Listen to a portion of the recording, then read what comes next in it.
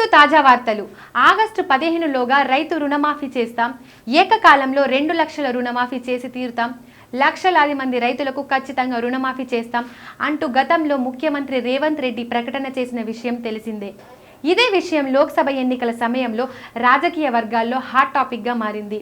సవాళ్లు ప్రతి సవాళ్లతో పొలిటికల్ తారస్థాయికి చేరుకుంది.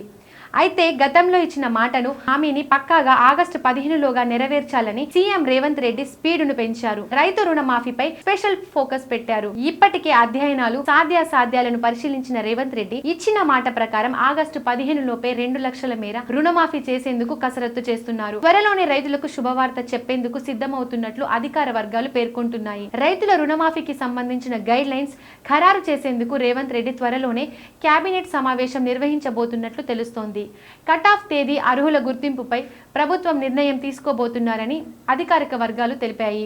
ఇప్పటికే రోజు పదుల సంఖ్యలో రైతులు, రైతు సంఘాల నేతలతో సీఎం రేవంత్ ఫోన్లో మాట్లాడుతున్నారు. సంపన్నులకు రైతు బంధు, రుణమాఫీ ఇవ్వొద్దని రైతుల నుంచి సూచనలు అందినట్లు తెలుస్తోంది.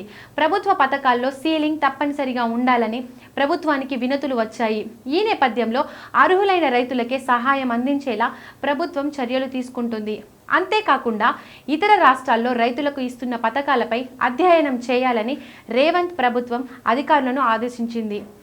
మహారాష్ట్ర, రాజస్థాన్ రాష్ట్రాల్లో అధ్యయన బృందం ఇప్పటికే పర్యటించింది. Please subscribe Pragna Media. Please like, share, subscribe to Pragna Media. Pragna Media, please do like, share and subscribe. Please subscribe to Pragna Media. Please like, share and comment if you like the video. Pragna Media.